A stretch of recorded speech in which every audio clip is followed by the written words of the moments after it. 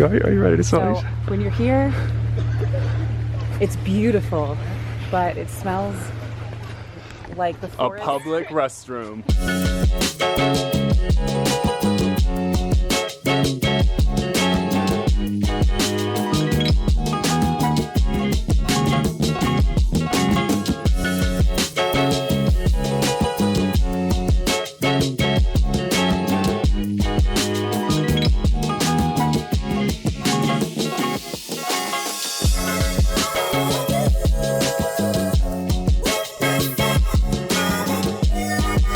We are on the highest point of the mountain right now, and you have a full scope of the whole thing, and it's crazy high. I don't know how else to explain it. It's gorgeous. There's rolling hills, there's lakes. This is how you can explain it. We are actually above the clouds right now. We passed the lowest point of them while we were coming up, so we can see over the clouds, and we have a view of the entire island.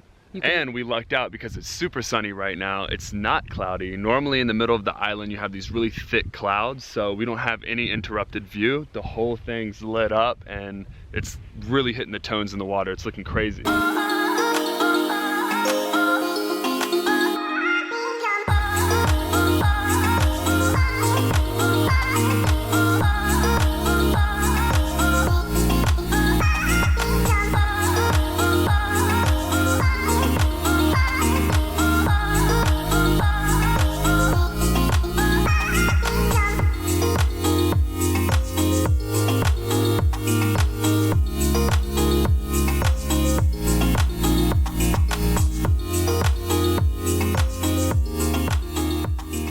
All right, we're going from views to sitting in a hot spring. It's called Caldeira do Inferno.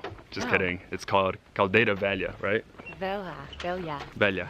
Basically what it is, it's known as the national monument of São Miguel, or the Azores, I'm not sure, but I think it's the national monument of São Miguel. And it is a natural jacuzzi that has hot water. So there are bubbles that are actually coming up from the earth, and it only costs €2 to go in. Hoping it's not too crowded, but we'll find out. Overall, I mean, we've only been on the island for 2 days, but every corner we turn, it just surprises us. It's just amazing views or amazing activities. So in short, if you like nature, this is definitely your spot. Do come here. Tourism's starting to come in now, but you want to get here before it's really, really overstimulated. I think we both highly recommend coming here.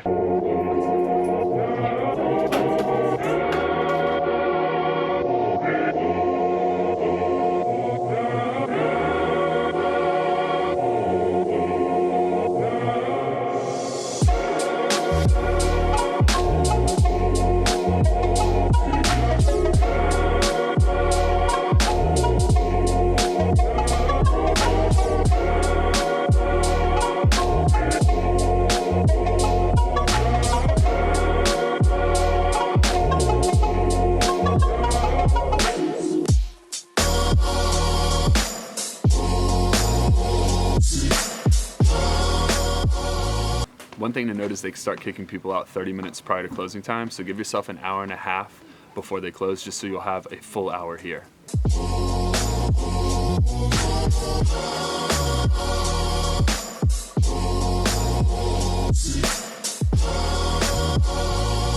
Something really cool about driving on the countryside while you're going from destination to destination is that there are cows everywhere.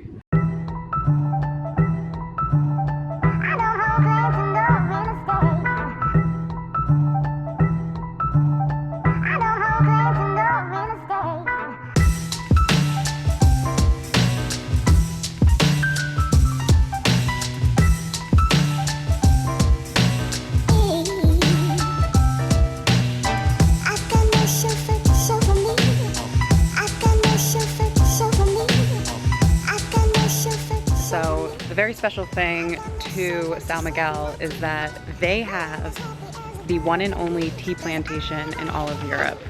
And that's where we are right now. It's called Chá Gorreana. Really popular on the island, and a lot of companies use their tea. We got some yesterday when we got off the boat from whale watching. It was actually pretty good.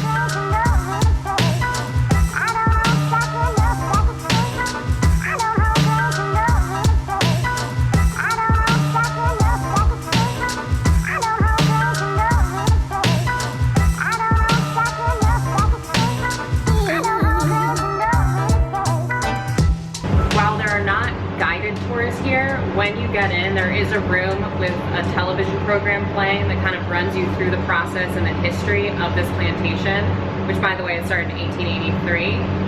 And you can walk through the whole thing after you watch the video and actually see some guys making the current tea that they sell and send everywhere today. The workers are on premise. All the tools look very primitive, which is cool. It gives more like an authenticity to its feel. And the fields are right outside if you want to go pick tea yourselves. They don't encourage it, but I'm not discouraging it. Seems like a fun, good idea to do, so we probably should go pick some tea.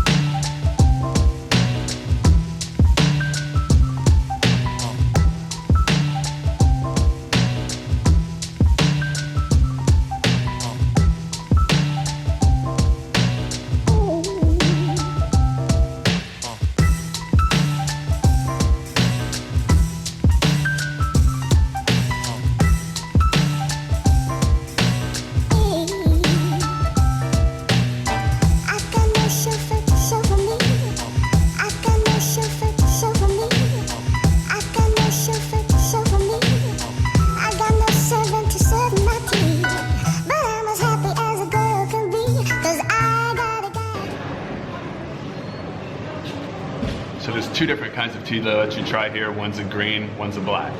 We've actually already had the green tea, which was offered after we did our whale watching tour. So familiar with that taste. They actually produce 3 different types of tea here. It's a black, green, and orange Pico tea. Black one, also good. Not a tea connoisseur, so I can't really explain it too well, but stronger taste than the green tea.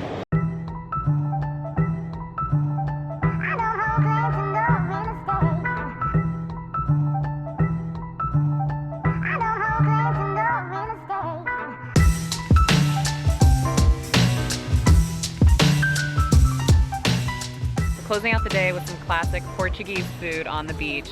Açorian at that. So we have some Açorian meats, cheeses, things that they're really known for, and of course, vinho verde.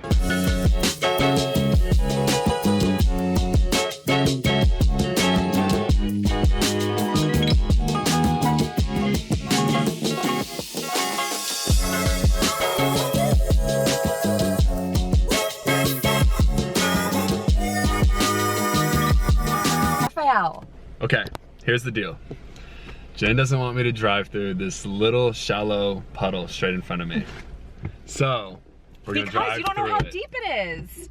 Here we go. Raphael, this is the stupidest idea. Oh my God. I'm not gonna do it. It smells like hot mustard and baking soda.